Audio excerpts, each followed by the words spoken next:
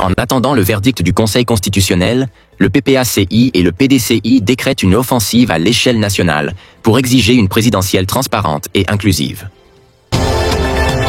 Le PPACI et PDCI lancent une offensive nationale pour une présidentielle transparente.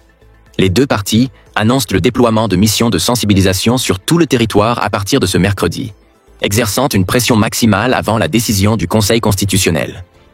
Alors que le pays retient son souffle dans l'attente du verdict du Conseil constitutionnel sur la validation des candidatures à l'élection présidentielle d'octobre 2025, l'opposition ivoirienne passe à l'offensive. Le Front commun PPACI-PDCI-RDA a décrété à travers un communiqué commun, le mardi 2 septembre 2025, le lancement d'une vaste campagne de mobilisation à l'échelle nationale pour exiger une présidentielle transparente et inclusive.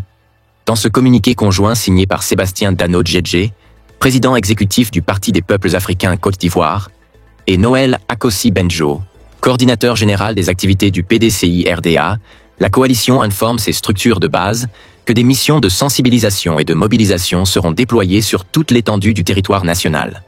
À compter du mercredi 3 septembre 2025. Une stratégie de pression concertée. Cette initiative, selon le communiqué, s'inscrit dans le cadre de la préparation du scrutin présidentiel.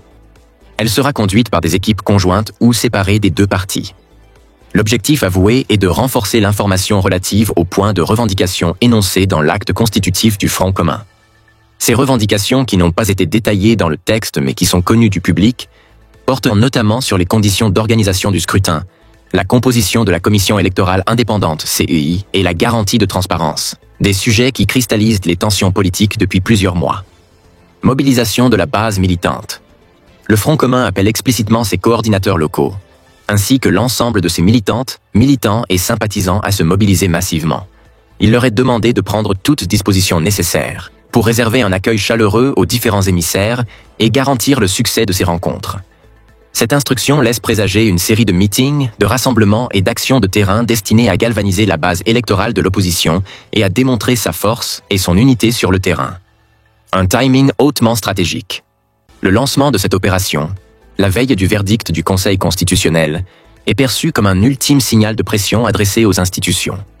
En descendant dans les régions dès mercredi, les émissaires du PPACI et du PDCI-RDA entendent à maintenir la tension et placer le débat public sous le signe de leurs exigences, quel que soit le résultat de la décision des sages.